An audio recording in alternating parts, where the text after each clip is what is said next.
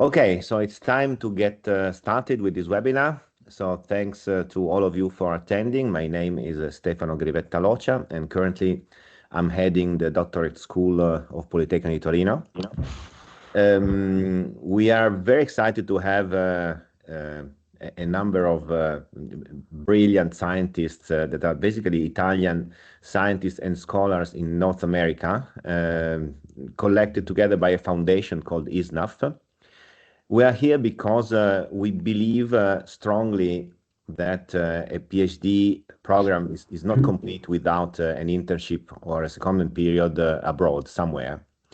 So I'm speaking to all the PhD students that are enrolled in one of the programs here in Torino. You should really consider spending at least 6 months abroad. Under my mandate here as director, probably we will introduce some form of incentive, strong incentive, I would say, to allow you to travel more easily.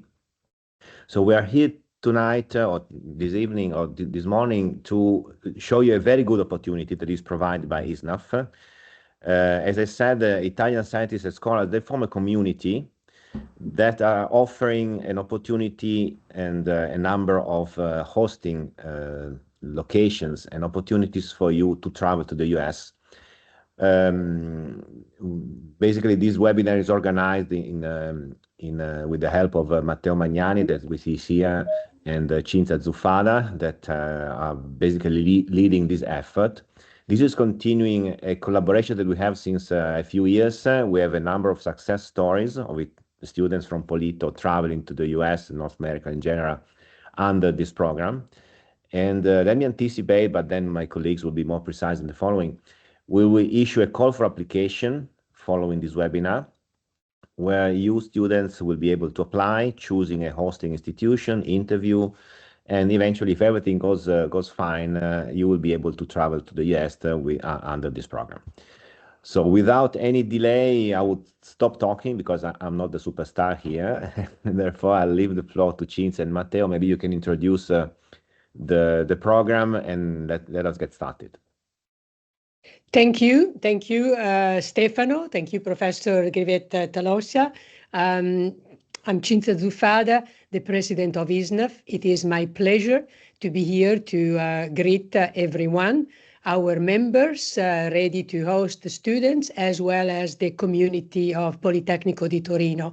This is our first year, our first round of this collaboration, which has had already great successes, and we look forward to another round of exciting opportunities.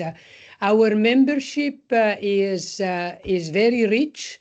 It includes over 3,800 members, many of whom are distinguished faculty and senior researchers in their organizations. They have the opportunity and the desire to host the students and work on projects of collaborative nature that through students basically strengthen collaborations or introduce new collaborations, in this case with researchers at Politecnico di Torino. Last year, the Ministry of University and Research, in recognition of ISNAF continued success, has agreed to fund this effort in a more continuous and substantial level, and has given ISNAF the opportunity to create a system approach that will allow all universities in Italy that wish to participate to do exactly what we are doing today with Politecnico, have the opportunity to provide places and researchers who wish to host the students for periods of collaborative experiences in the context of their doctoral degrees or even other type of degrees or postdoctoral experiences. So I'm extremely pleased, and I really wish to thank Politecnico for being interested in this, and I thank our ISNAF members and Matteo, the program manager, that is helping us systematize this effort that will allow us to go forward and continue to be successful.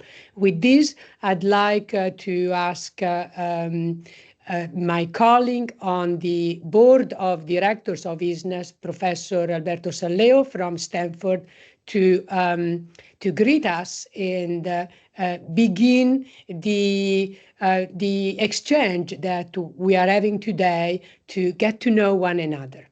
Thank you. Thank you, Cinzia.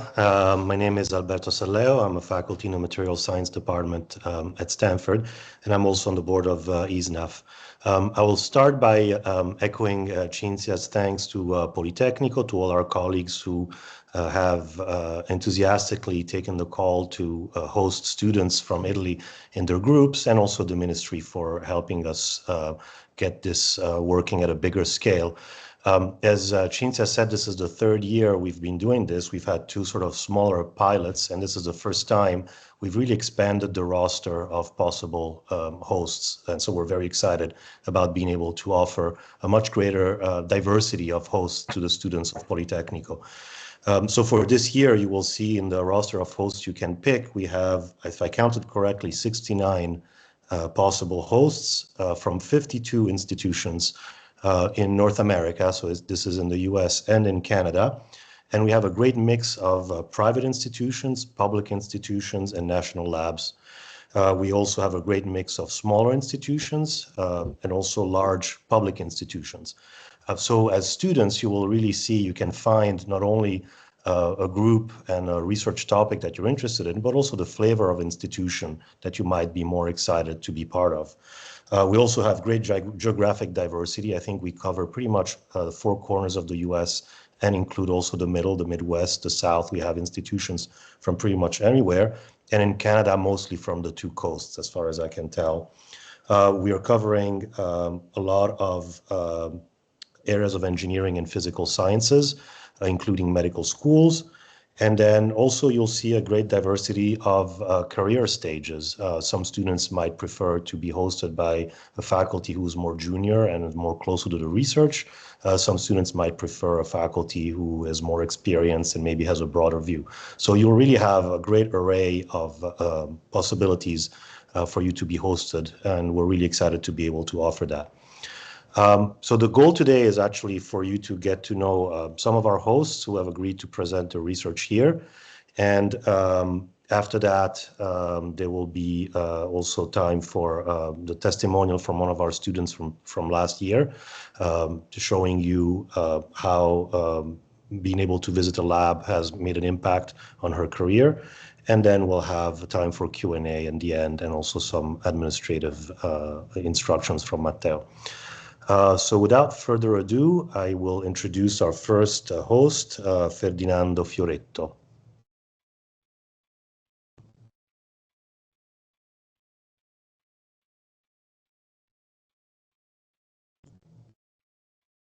Is Ferdinando here?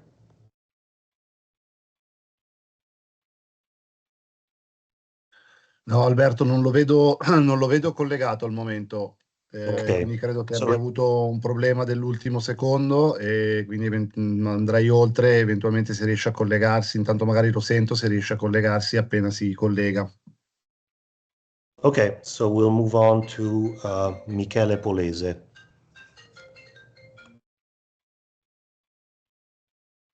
Hi everyone, this is Michele. I'm a research assistant professor at Northeastern University in Boston. We are an institution that has about 40,000 students, and I work in a group that is focused on wireless networks. So if anyone is interested in this topic, wireless networks and systems, it could be a good fit. We have been hosting several students from Europe, Italy, and also around the world. And to interrupt, yeah. Do you have slides to share? Yeah, I can share them. Yes. Sorry, I wasn't expecting to go first.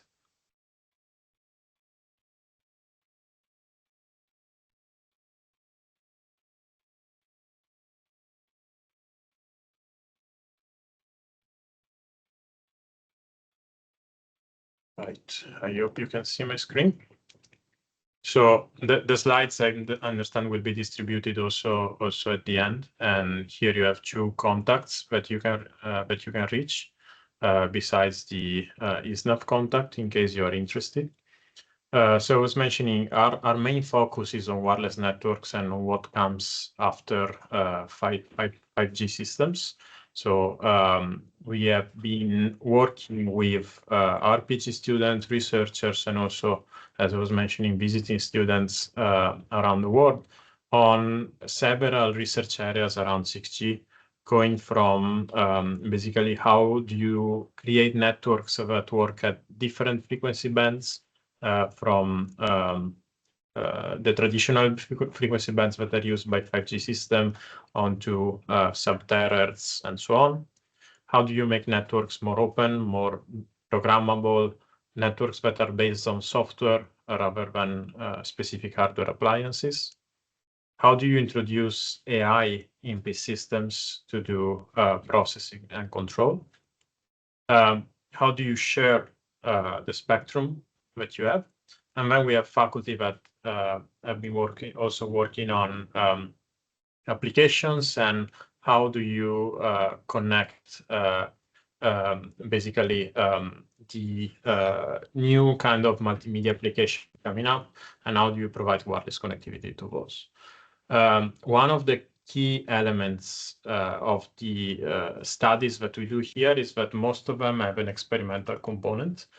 And we have a lot of equipment and a lot of facilities that can be used by our students, by the visiting students, and also can be used remotely to run through these studies. So coming here is an experience that can get you exposed to a new way of doing research in wireless systems, and can get you exposed to new topics, and can get you working with students and with researchers that are experts on this area and can work with you basically to develop new research ideas and to train you to use this kind of solutions. And these were my 2 slides. Thank you, Michele. Our next presenter is Luigi Benedicenti. Hello, everyone, and thank you very much for this opportunity. It's a great and excellent idea to be able to be here with you. I am going to share my slides now. I'm coming from the University of New Brunswick, and the University of New Brunswick is actually a university in Canada on the East Coast. It's the oldest English language university in Canada, and we're not that big. We're about 10,000 people, 10,000 students, and about 1,500 faculty members. But we are multinational. We have more than 100 countries, and we host a number of students from all over the world. We are known because in Canada, we were the first one to create an engineering program, to create a forestry program. And we were also the first faculty of computer science. In terms of representation, I'm not alone. I have another 7 faculty members that have decided they would like to participate in this. And as a result, the topics that we're talking about are quite vast, so I encourage you to get in touch with us, and if you have something very specific, we can talk a little more about that. But in general, we work on software engineering. It goes from AI uses of software engineering, like, for example, mining software repositories and creating advisors for maintenance and evolution, but also documentation understanding and creating and organizing and systematizing APIs, for example, to things like emotional contagion in open source software, in which we take a look at the way in which emotions propagate in software development using, for example, means like social networks. We also do requirements engineering, and we apply artificial intelligence in prioritization, selection, and harmonization. There's various projects in deep reinforcement learning, and there's a lot that is happening in HCI. We just started 2 institutes, one in artificial intelligence and data science that is relatively new, and the other one actually has been recognized as the top institute in Canada for cybersecurity research, and it's the Canadian Institute for Cybersecurity. And as a result, we do applications of artificial intelligence in there as well, and network applications for cybersecurity. We don't do much in terms of the application level, except that we classify threats to understand whether or not phishing is happening. In terms of spatial computing and HCI, we have a lab. We are working from the more general idea about interaction between human and computer, but we are also working with robotics and a couple of other interesting spots. But because there isn't too much time to talk about everything, I think I better stop here and ask you to get in touch with us so that you can have more detailed information about everything that we are doing. Thank you. Thank you, Luigi. Our next presenter is Emanuela Berti.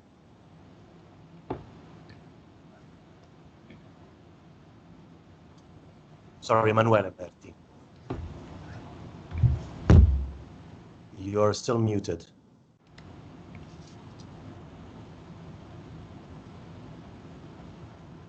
So I shall not be muted now, but I realized that I need to modify the privacy settings to share my screen.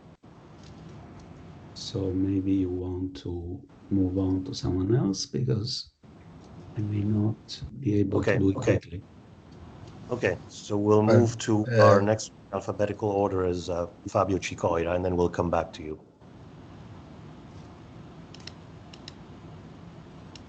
Hi Alberto, good morning everyone. Just to give the time to share my screen. Okay, so my name is Fabio Cicoira. I am. Do you see the presentation now? Yes. It's not in presentation mode. Okay. It's just give me a second because okay. Is it fine? Okay. So my name is Fabio Cicoira. I am a professor at Polytechnique Montreal, which is exactly like Polytechnique de Turin. It's engineering university in Montreal, Canada.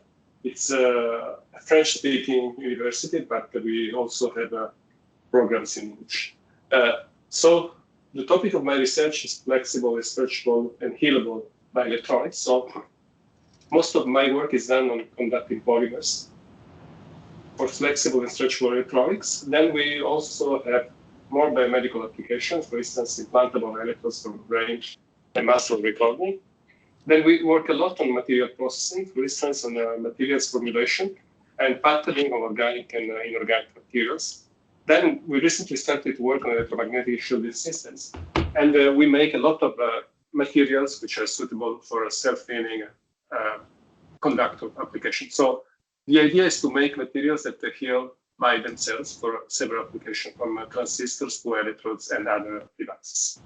Then we also work on electrospinning to make nanofibers, and we have a small activity on metal oxides, transistors. And most of our devices are made by printed electronics. So here I have a few examples of our work. Sorry, there is a quite strong background noise. I don't know, maybe someone should mute themselves. Okay. Anyway, here are the examples of self-healing and recyclable electronics. So we can make electronic materials which can be completely recyclable. Then we can make hydrogels that can be shaped in different shades, as you can see here, and placed over the skin to, for instance, to make electrodes. And in the field of transistors, we work on full print the device. So the idea is to print all the components of the devices. For instance, the electrodes, which are made by metal, we use silver or copper printed. And then we can make the channel of the transistor in our case, is a conducting polymer, and then we can also print the dielectric or the electrolyte, always using sustainable processes like inkjet or extrusion print. So here is just an overview of the equipment we have in our lab. So these are different kind of printers. So we have inkjet and extrusion printer, and we have the electrospinning system, many electrochemical workstation, many instruments to test the electromechanical properties of the material and also the self-healing properties. I also want to mention that this may be more interesting for master students, that there is an agreement in place between Polytechnique Montreal and Polytechnique Torino. This means that the students can come here for a master project and get a double diploma, so a title which is recognized both in Canada and in Italy. That's all on my side. Thank you, Fabio. Emanuele, are you ready now?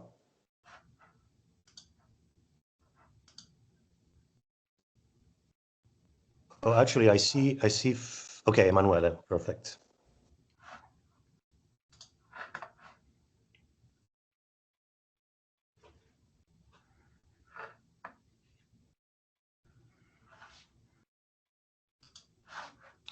We can't hear anything.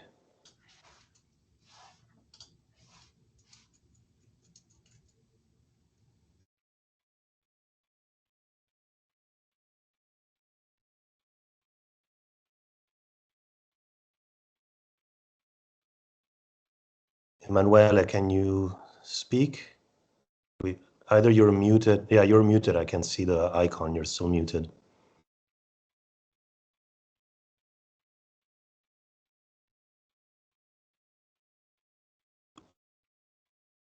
Can you hear me now? Yes. Okay, I'm sorry, I'm not used to Teams. I Zoom a lot, but I don't use Teams very much, as you can see. So let me start. Do you see my slides now? Okay. So I am a theoretical physicist at Johns Hopkins University. We have a very large group working on gravitational waves here. For those of you who don't work in the field, gravitational waves became a major research field in physics after the discovery in 2015 of two binary black holes merging by LIGO in the United States and Virgo in Italy. We have a group here where the two main faculty working on gravitational waves are myself and Alessandra Corsi. We both come from the University of Rome, La Sapienza. And we have a pretty large group now. Myself, I have 3 postdocs and 9 graduate students. And they work on all sorts of topics in gravitational waves.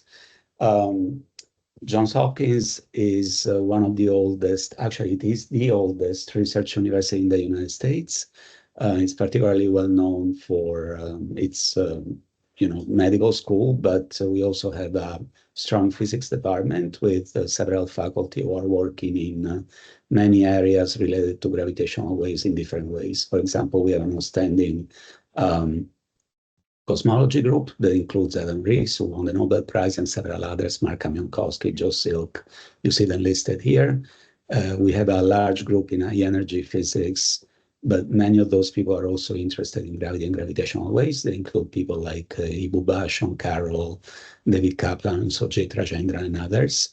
And we also have a very large astrophysics group. For those of you who may not know it, just across the street from our physics department, we have the Space Telescope Science Institute that used to run the Hubble Space Telescope and now runs JWST.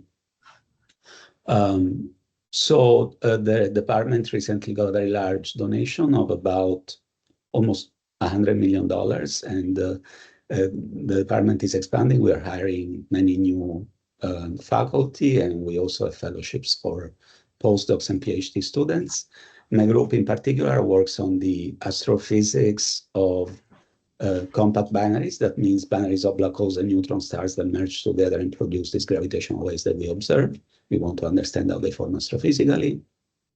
I also work in particular on black hole physics and nuclear physics and the cosmology that we can do with gravitational waves. There will be a lot to say, but if you are interested, I put in 2 QR codes.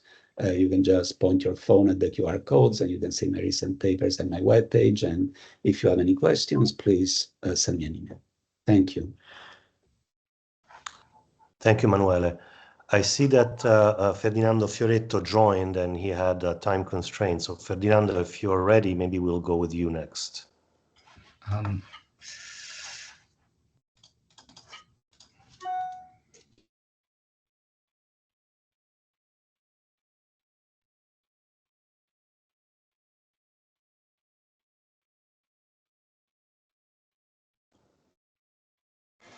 Ferdinando, are you ready?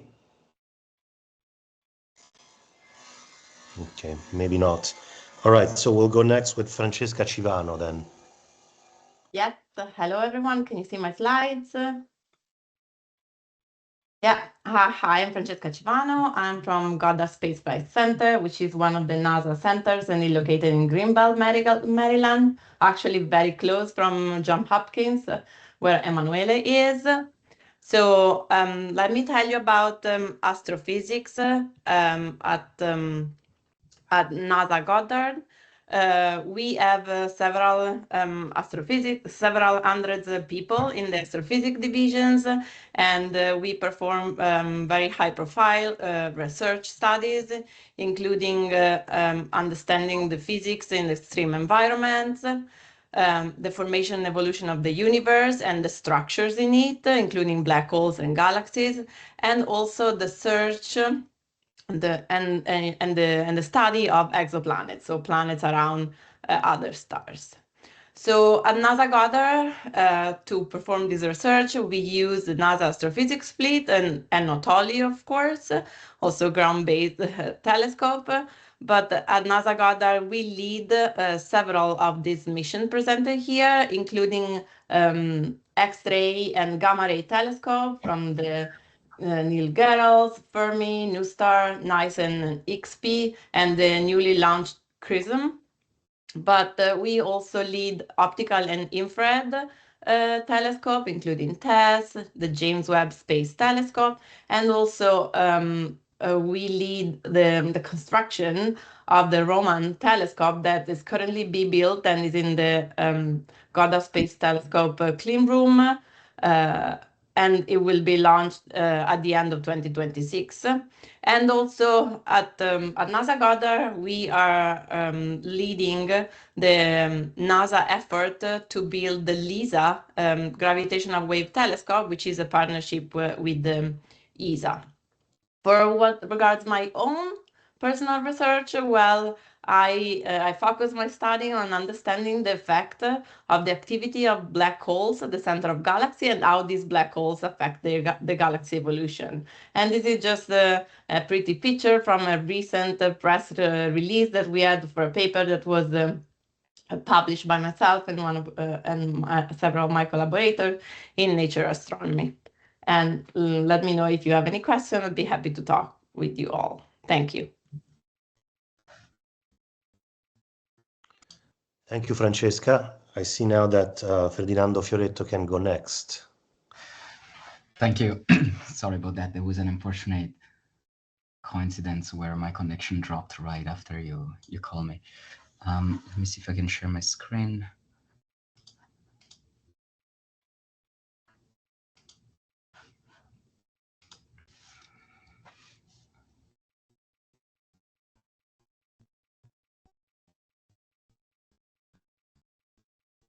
Just one moment. I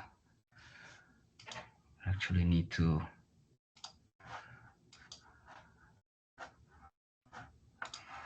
Can I?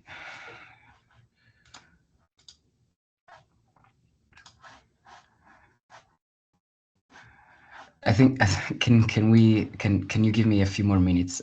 Chrome wants system authorization. I'm also a Zoom user, and apparently I cannot share my screen if I don't authorize Chrome, and it asked me to actually quit and reopen it. I apologize for that.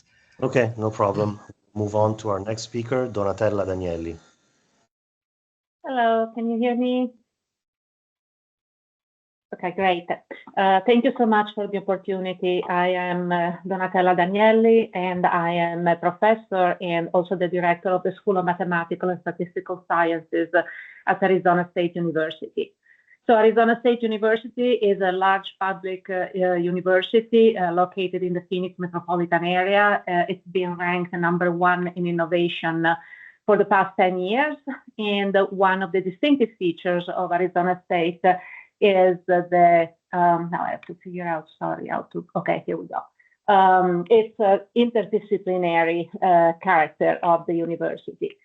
So the School of Mathematical and Statistical Science, sorry, I don't know why it keeps sliding. Let me just, I apologize. Apparently went into presentation mode. Let me change that. Give me 1 second. I apologize for that. Can you still see? Okay, wonderful. So I apologize for the technical glitch. So the School of Mathematical and Statistical Sciences has 4 research areas under one roof: applied mathematics, theoretical mathematics, mathematics education, and statistics. You can see here a list of the various research areas that we cover, but these are not silos. The 4 groups interact with each other. And we have 4 PhD programs, one for each of the research groups that we have. And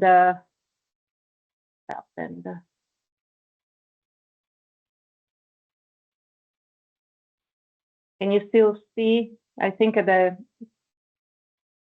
wonderful. Yeah. And we have a wide range of research topics, as I mentioned, and also we have connections with engineering, the natural physical sciences, the Mayo Clinic, and the Biodesign Institute, to mention some. So I will go into my own research area in a moment, but if there are students who are interested in any of these areas, as director of the school, I can also help you forge connections with faculty members working in any of these areas. So a little bit about me. I have an interdisciplinary team consisting of 2 other research faculty, Agni Banerjee and Nicola Garofalo. And we have also other faculty who are tangentially related to this. The research area is analysis and partial differential equations. In particular, we work on analytic and geometric properties of PDEs and variation inequalities. Some recent research objectives have been lower dimensional obstacle problems and 3 boundary problems arising in the theory of flame propagation. I put a link to my webpage here, so please feel free to check me out and you will find my contact information there. I would also like to mention that I've hosted already 1 student under this program, and I would say that this has been a really rewarding experience for the both of us. So I'm looking forward to hosting other students if there's any interest. Thank you very much. Thank you, Donatella. We'll go with Luca D'Alfaro now. Thank you. Let me share. Can you see them? Okay. So hello everybody, I'm a professor at UC Santa Cruz. Santa Cruz is one of the 10 campuses of the University of California. To give you an idea of where it is, we are close to the Bay Area, so close to Silicon Valley especially. We're about 1 hour. You cross the hills from Silicon Valley in the direction of the Pacific and you get to us basically. So I'm a computer scientist. Our department has about 50 faculty. It grew a lot recently, so there is a lot of young, great new faculty. We have about 120 PhD students at the moment, and as you may imagine, we cover most of the areas of computer science at this point. So we have a lot of people in machine learning, AI, explainable AI, systems, security algorithms, theory, etc., etc. And I want to tell you a little bit about my own research. I'm an alumni of the Polytechnic of Torino, by the way. And so I have two areas of research. One of them is actually with the people from Politecnico di Torino. Elena Baralis is the group head. She's the prorector at the moment. But we started a collaboration with her a few years ago, and I'm hosting right now Eliana Pastor as part of the collaboration. So if you're interested, you will be able to ask Eliana about the practical work as when she goes back in January. So the collaboration with them is based about explainable AI, is based on explainable AI, and you see, generally machine learning takes a sort of average approach to things. You know, you measure how well a system works on average. We wanted to find the subgroups of data that behave in strange ways. For example, in the graph on top, I have it's possible that the accuracy of a system is steady in time, but for some particular group of people or things or events, the accuracy of your machine learning system drifts. For example, I don't know, they change the color of a particular street sign, and now that street sign, you cannot recognize it anymore, or things like these, right? And we want to essentially find the groups that are treated differently. And so we built a very research that has been now spanned 3-4 years, in which we apply these to explanations, machine learning, how to acquire data, how to prioritize data use, and so on and so forth. The other thing I'm doing is rather different, is about computational ecology. I'm collaborating with ecologists at UCSC. It turns out that computer science can greatly help the study of animal habitats, and we are building global browsers for the connections of habitats of bird species in particular. Forest birds is what we're starting with, then expanding to the other birds. This is done, you know, with techniques borrowed from machine learning in part, right? We look at we want to map habitats and movements of animals at very high resolution, and these are large geographical rasters that are very quick to study with the GPUs.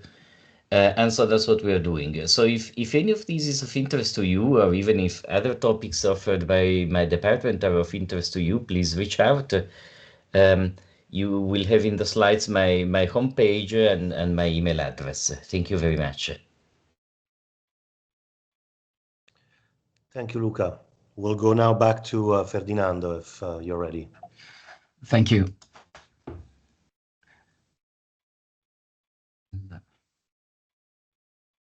Here the screen.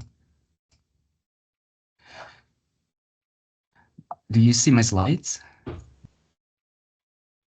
Yes, okay, perfect. All right, well, thank you so much for the opportunity. So I am part of the University of Virginia, Department of Computer Science, and I just want to share with you a bit of what we do in my lab. So firstly, a few facts about the University of Virginia. This was founded by Thomas Jefferson in 1819. It's renewed for a historic campus. It's a UNESCO World Heritage Site, and it's consistently ranked among the top public universities in the US, and the CS department has a strong focus on AI, on artificial intelligence and cybersecurity. It is located in a small community, and the town is called Charlottesville, and it has very interesting sceneries and a lot of fun activities to do. So the research that we're conducting in my lab is at the intersections of artificial intelligence and applications in science engineering, as well as responsible artificial intelligence. So we do this by taking a strong focus on optimization and a strong focus on generative models, as well as privacy and fairness. Some of the projects that I'm currently interested in, and where some of my group is working on, is that of building novel generative models, such as diffusion processes, which allow us to adhere to some constraints of interest or integrate physics and chemical structures, so that the predictions that we are going to induce when we are generating a new construct, they adhere to the semantic that it's dictated by this physics or this domain knowledge that we have. And we have collaboration in place with material scientists, chemical engineering as well, but we're mostly interested in developing the foundational techniques that enable this technology to generate such type of outputs. We also look at why and how current machine learning systems might give us predictions which produce also some undesired outputs. So, for example, we have a series of work in which we're showing that constraining a machine learning system, either due to privacy requirements or due to speed requirements, so need of pruning such models or need to use quantizations and so on, induces a loss in accuracy which is desperate depending on the sub-distributions in which you are looking at. So, for example, here in the figure, you see different sub-distributions identified by different identity of individuals. There are white, black, Asians, and so on, and you see different losses in their accuracies. And we're currently focusing on large language models and study why certain type of techniques that are used for having a more efficient training in large language models induce those kind of effects. We're also interested in understanding how to audit large language models. And so in particular, we focus on both privacy auditing and fairness auditing. I just hosted a student from the Polytech, Stefano, and I was actually just saying bye to him this morning because he's coming back to Italy, and it was a very positive experience. He was able to contribute to our research program, and we just submitted a paper yesterday. So thank you. Please get in touch if you have any questions. Thank you, Ferdinando. Our next presenter is Raffaella De Vita. Hello, everyone. Let's see if I can manage to share my screen. Righty. Otherwise, I'll talk. Can you see my screen? Yes. Okay, great. All right, so my name is Raffaella De Vita. I'm a professor in mechanical engineering at Virginia Tech. Virginia Tech is in a small town not too far from University of Virginia. And so I'm not only a professor, but also associate department head for research. So I encourage the student to contact me, even if they're not interested in my specific research. I'm able to connect them to other professors who are working pretty much on any field of mechanical engineering. It's a very, very big department. We have 80 faculty, so there are a lot of research opportunities, a lot of facilities. Primarily, what I do in my research, as the word stretch lab here indicates, I do soft tissue research. I do experiment, theory, and computation. And the Hawkeys are basically the members of the Virginia Tech community.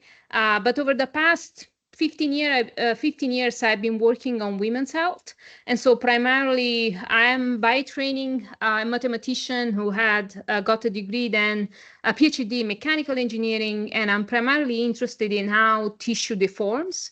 And if you think about your body, especially women's body, the reproductive system is one of the, the reproductive tract is one of the tracts who's really deforming significantly. If you think about the uterus, for example, it goes from the size of a fist to the size of a full-term body. So these are large deformations that have been kind of disregarded and not studied in the biomechanics community. And so I'm trying to basically fill this gap and develop new techniques to do experimental work using animal models. And you see some examples here.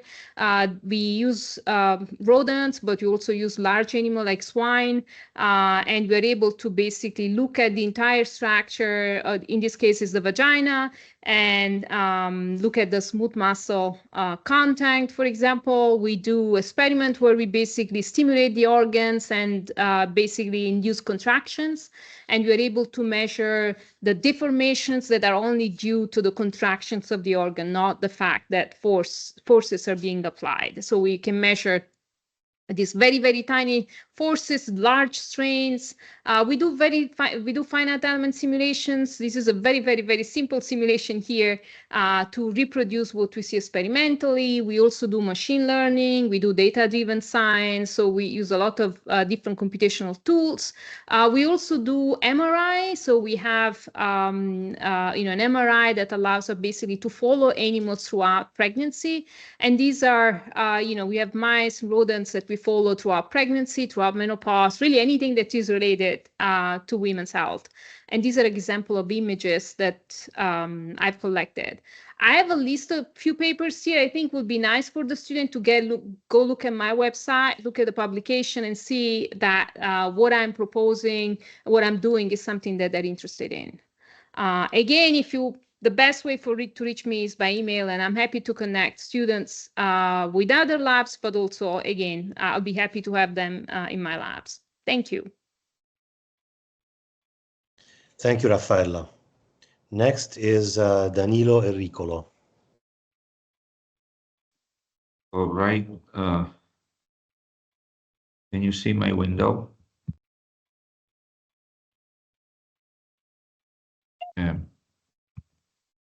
Can you see my window, or can you hear me? We can hear you. Not yet. Okay, so let me try it in a different way. How about now? Yes. Yes. All right. So, hello everyone. So I'm Danilo Erricolo. I am a professor in the College of Engineering, Department of Electrical and Computer Engineering at the University of Illinois, Chicago. We are located in Chicago, the third largest city in the US. The University of Illinois, Chicago has about 34,000 students. We have probably the largest college of medicine in the United States. And in my case, as I said, I work in the College of Engineering. I am the director of the Andrew Electromagnetics Laboratory. The type of research activities that I deal with are about applications of electromagnetics, in particular to communication systems. So we are dealing with studies on in-band full duplex communications, both from the point of view of doing antenna design as well as RF front end. I also have a collaborations going on with the University of Trento, with the group of Andrea Massa on smart electromagnetic environment. And another application we work on is actually related to the use of ground penetrating radar for civil engineering applications, where the focus is to monitoring the structural health of bridges by essentially attaching a ground penetrating radar system on a flying drone and also looking at what we can obtain with other sensors. In our laboratories, there's also other colleagues that work. So there is also the group of Professor Chen, and his focus is on metamaterials, various types of sensors, and he has been very successful also in his research. Other things about myself is I'm also very active with international programs. I'm the director of international programs for the College of Engineering, and in fact, we do have a double degree agreement with the Politecnico di Torino. I was there a couple of weeks ago to give a presentation. I'm also active with IEEE. I'm a member of the Antennas and Propagation Society. Their vice president for conferences, and before that I was the editor-in-chief of the Transactions on Antennas and Propagation. Other than that, if you go to this URL, you can find information about myself. And as many others have said, the best way to contact me is via email, and so this is my email address. And that's it. Thank you, Danilo. You're welcome.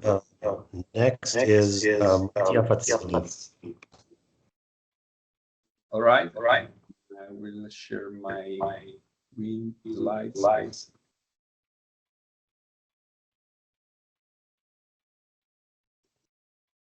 All right, are you able to see my slides? All right, that's perfect. Thank you very much, and thank you for having me here.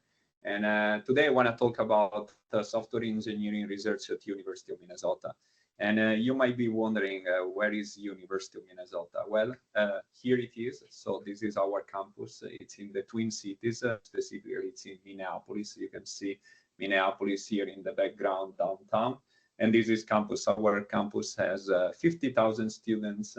And I'm specifically an assistant professor in the computer science and engineering department. My research area is software engineering, and my background, I want to highlight that I have a connection with Politecnico di Torino, as I have a master's degree.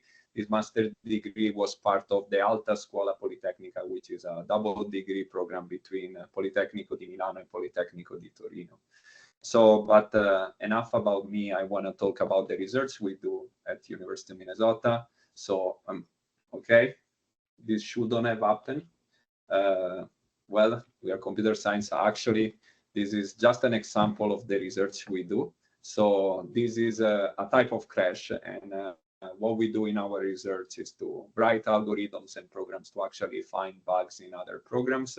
We do this through testing and maintenance activities. And this brings me to overall goal of the research of my group, so to improve software quality both before and after release. And what we do is to design novel testing and maintenance techniques, and we implement these techniques in real prototypes, so software that can be used by developers, and we evaluate those techniques on real-world software. Just to give you an idea about the different types of software we analyze is Android applications, so we work a lot in that domain. We work on Java applications, web applications, and we started also working on cyber physical systems. And to give you even more concrete ideas on recent projects that have come out from the research group, the first project translates GUI test cases into unit test cases. So we devised a technique to do that. And then we worked on removing unnecessary stubbings from test code. Finally, we write techniques that is called UpEvolve to automatically update the mobile applications when a new version of the operating system is being released. Finally, we also worked on bug reporting, how to facilitate the task of reporting bugs. And in this slide, you have QR codes, which you can have a look at the papers we published on this topic. To conclude, I just want to remind my name. My name is Mattia. My email address is there, and also there is my web page. Feel free to contact me anytime if you would like to have more information. Thank you very much. Thank you, Mattia. Next is Stefano Galelli.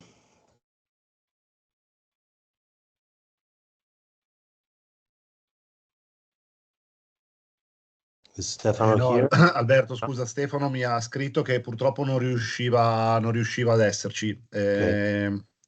Sorry, he couldn't be with us, so he sent us some materials that is going to be shared with Politecnico after the event.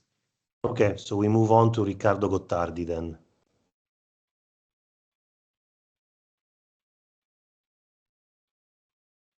Matteo, is Riccardo Gottardi on the call? Checking.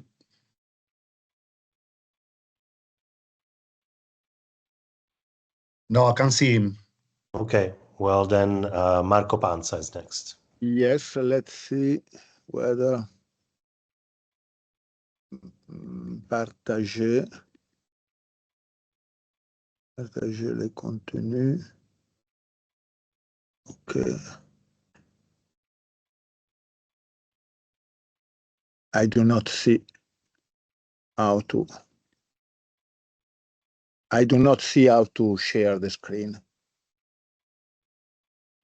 Partager inclure les sons partagés, paramètres de sécurité, confidentialité.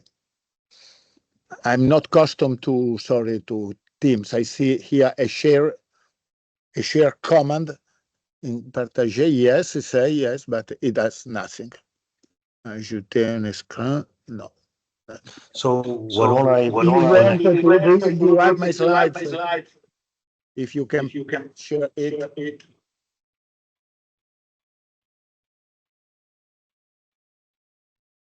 Matteo, do you have slides? Second, just a second.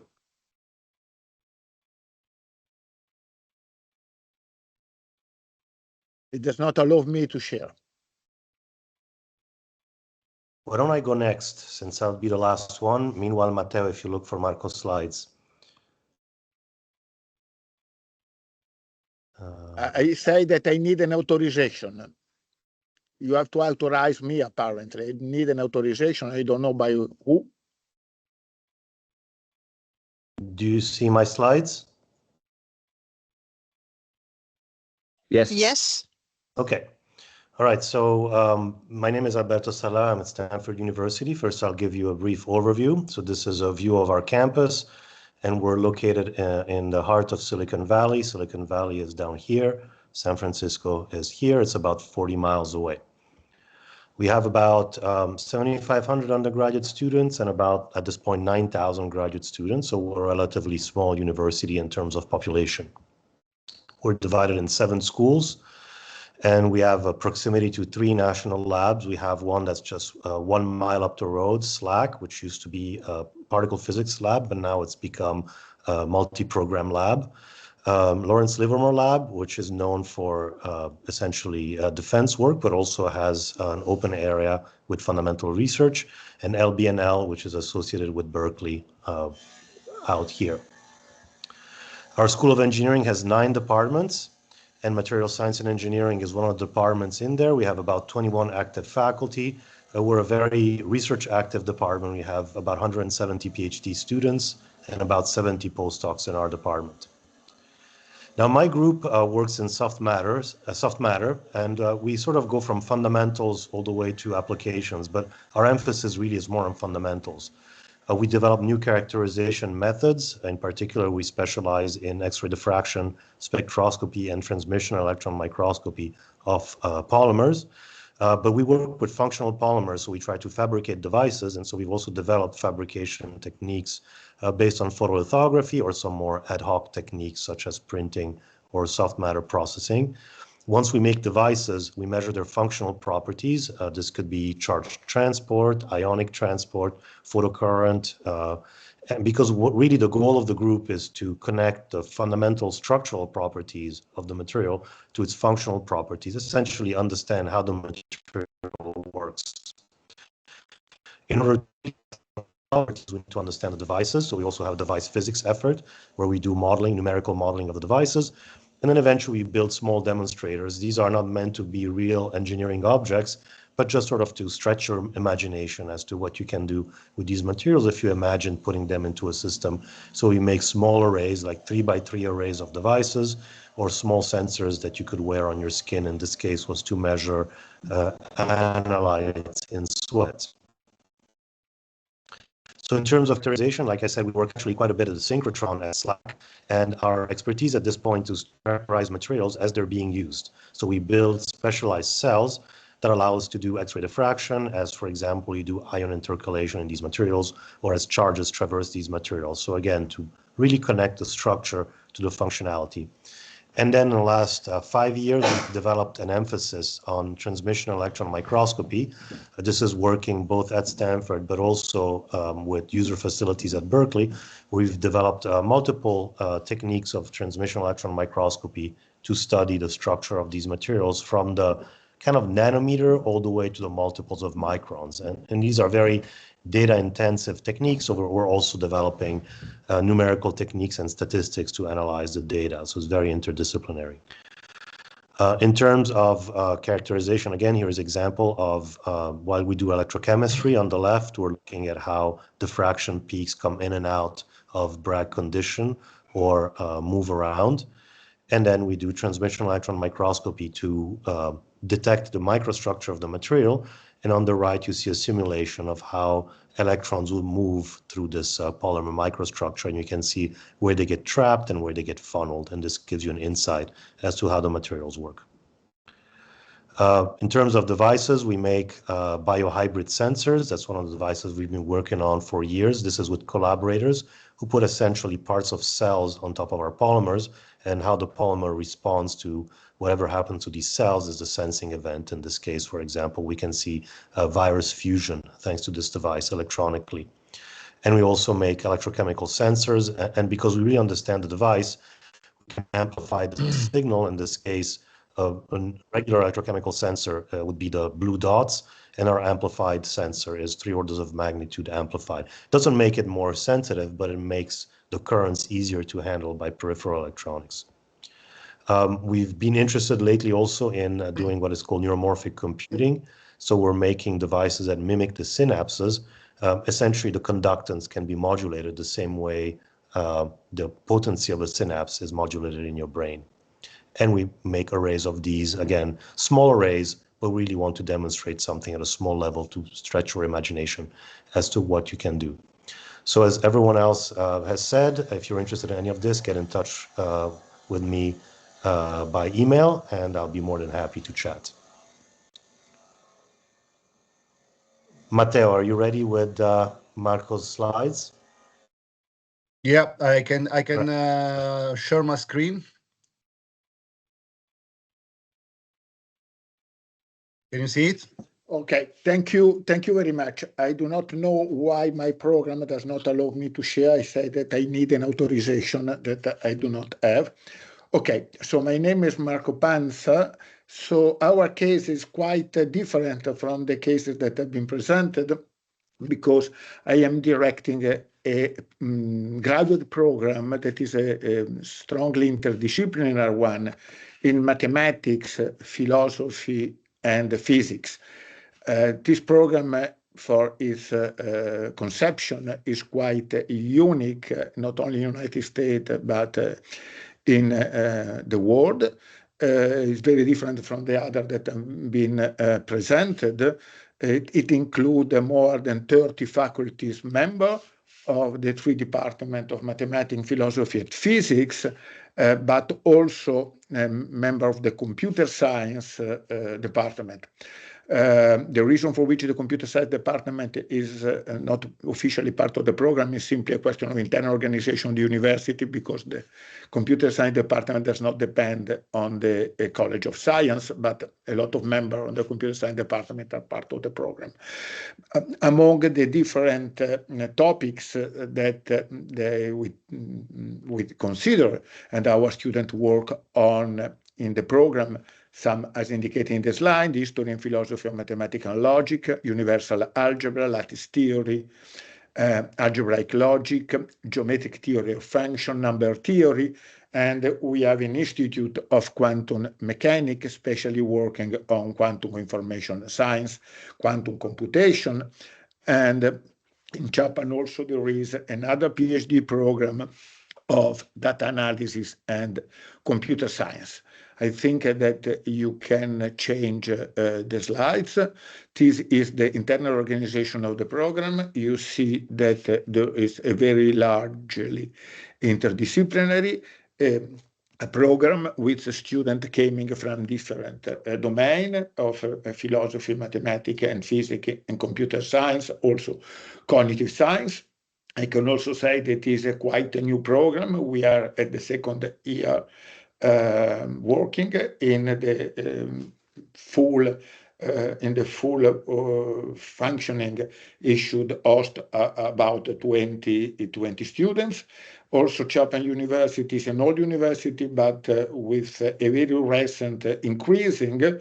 So it's a university that grew a lot scientifically and numerically in the last 20 years. And it's strongly based on an interdisciplinary connection between different discipline and aspect. Concerning myself, I am here distinguished professor of mathematics and philosophy. and I was working for 30 years in Paris, including the Sorbonne University. My research topic is overall history and philosophy of mathematics and physics. So I think that Chapman University is located in South California, more or less 50 kilometers south of Los Angeles, so between Los Angeles and San Diego. I think that I can stop here. Thank you, Marco. Of course, contact me anytime if you need more information, of course. Thank you, Marco. Okay, thank you, and sorry for the problem with the share. I think this is a I don't know what sort of authorization I need. I have no idea. It's a common problem. Okay, I'm not sure who's supposed to MC, so I guess I'll continue. I guess this closes our presentations of possible hosts. List is broader and will be distributed to students. This just gives you a flavor of the variety of topics and universities that are available to you. And next, what we wanted to do is to share the testimonial of a student who traveled with the program last year. And this is Giorgia Rinaldi. Hi, everyone. Okay, so I want to share my experience. So I'm a PhD student in the School of Electrical Engineering in Politecnico di Torino, in the group of Professor Pirri. I've been here at Stanford for 9 months now, and I will leave at the end of December. So I am in the group of Professor Alberto Salleo, so in the Department of Materials Engineering, and I work on organic electronics and in particular on biosensing. This experience has been really great for me, both from the personal point of view and academic. So apart from all the traveling, of course, I had the opportunity to work in the Salleo group and to see the research outside of Politecnico, which was really great because you get the opportunity to see how research work outside of Italy as well. Apart from that, it was also a great experience because of Stanford itself, so because of the facilities, because of the great group of people I'm working with. And I think the best thing about this experience was also the fact that I got the opportunity to work on several side projects, so I could learn outside of my narrow research topic, so I could learn more techniques and more, let's say, topics. And that was definitely really helpful for my PhD. So in conclusion, I would say that if anybody's interested in this program, I think it's really useful and it's a really good experience. So I would definitely suggest everybody to take the opportunity.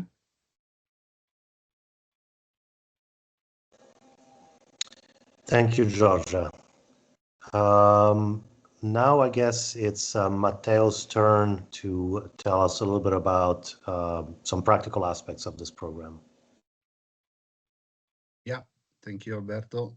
Let me let me share my screen. Okay, can you see it? Yep. Yep. Okay. Okay, so from my side, as Alberto said, just a few words regarding practical information of the matching work that is carried out by ISNAF, the expected timelines for the students, and on how ISNAF will relate with the students who will qualify as eligible in the next call. So as already introduced by Alberto and Cinzia, the catalog of opportunities that ISNAF is offering for the 2025 call has been significantly expanded since the previous editions, and this of course allows students to have more opportunity to choose from. But what I would like to underline that the opportunities actually go beyond the catalog that will be presented, that will be made available for Polytechnical students, as ISNAF through its member is able also to reach professors and researchers that are outside the membership, when of course this allows a better matching, so a better solution for the specific research project of the students. So going now to the more practical information, of course, of the guidelines and the regulation will be outlined in the official call. So of course you can refer to the competent offices in your institution for any further information, but I'm sure that all you need will be clearly stated in the call. As for regarding ISNAF's activities, this is the timeline you can expect. Basically, we will start to work on your application and on the documents you will send with your application right after the publication of the results of the call, and basically we will go through your documents and start to identify possible holes in North America. And we will initiate a conversation with the host to have a first, let's say, not informal approval on your application. We predict you can expect 30 to 45 days to have the first online meeting with the identified host professor. And let's say that this first meeting will serve as a starting point for future exchanges between the student and the host, to define precisely the research project you are going to develop during your mobility period, and also to define the dates of the mobility period. So this additional process might take another 30 to 45 days until you get, let's say, a green light from the host professor. At this stage, students are encouraged to get in touch with the administrative office of the hosting institution to complete all the necessary bureaucratic and administrative steps, and this, of course, include insurance and visa arrangements. You should consider approximately 3 months to complete all these processes. So all in all, it's reasonable to expect that your mobility could start not earlier than 6 months from the publication of the results. So this is for you to consider during your application. This is the timing you can expect. Of course, ISNAF can assist you throughout all this period and all these processes with general information, with guidance, and whenever it's possible with contacts of students from the previous cycles, or locally staff members for tips on housing, transportation, and daily life, and everything that can be useful to organize your arrival and your stay in North America. At the end of your experience, we'll be again in touch with you to gather your personal feedback, which is of course essential for our overall evaluation of the project. And we also would like to receive updates on the progresses that you have made on your research project during your period abroad, and also to gather information about potential publication and future collaboration with the host research group or the host professor you have been working with. This, of course, is because the program aims to offer single students excellent opportunities. As you have heard, some of the opportunities available for next year, many more are included in the catalog that I mentioned. So not only to offer single student with excellent opportunity, but also to establish long-lasting research synergies between Politecnico di Torino and the hosting institution in North America or the research groups. So we are very much interested in gathering your feedbacks on all these aspects at the end of your study abroad period. So here are our contact details. You can find my email address for any question, for any additional information, along with the ISNAF website and our social media pages. So all the material that has been presented this evening, but other materials coming from hosts that couldn't be with us tonight will be collected and shared with the representative of Politecnico and made available for the students. So from my side, this is all. I think it's all from ISNAF side. So I'll end just by saying thank you to all the representatives of Politecnico di Torino for the collaboration and for the organization of this event. Thank you so much.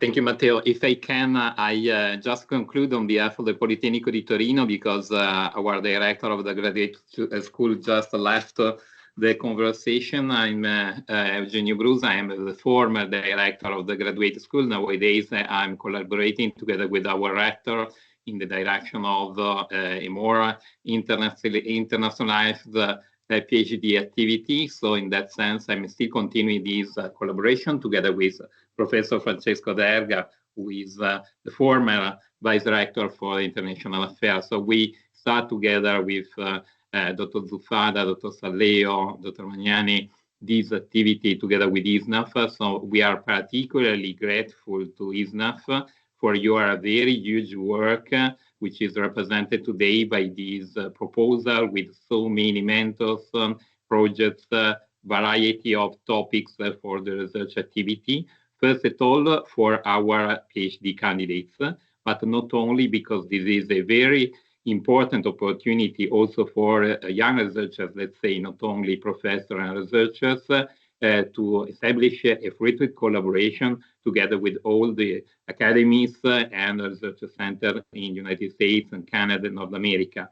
And generally speaking, to create a larger ecosystem of knowledge. So for us, it's very, very important to reach this kind of goal. So we are very grateful to ISNAF for this strong effort and for this, let's say, large help in this direction. And we are very glad to have you here today, and also generally speaking for the hosting activity you will propose to our PhD candidates to finalize, let's say, this action. Thank you so much. Thank you for your presentations. The only pity I see that I am too old to perform once again the PhD to reach you and to join you for this kind of experience, next life, let's say. Okay, thank you. I leave the floor to Cinzia if you want just to conclude. Yes, thank you, Eugenio, and thank you everybody at Politecnico who have listened in. I hope that you have been energized by the really rich set of voices that you have heard today, and they are just an example of what the ISNAF community has to offer. And I'm sure you have felt the enthusiasm on our side in terms of being ready and interested in hosting students. So we are here to support the process as the new cycle unfolds, and we look forward to seeing your requests, and we will do our best to create the best matches for a very fulfilling experience. Thank you all for being here today. Have a good day, and have a good Thanksgiving for all of us on the North American side. Thank you. See you soon. Thank you. Bye.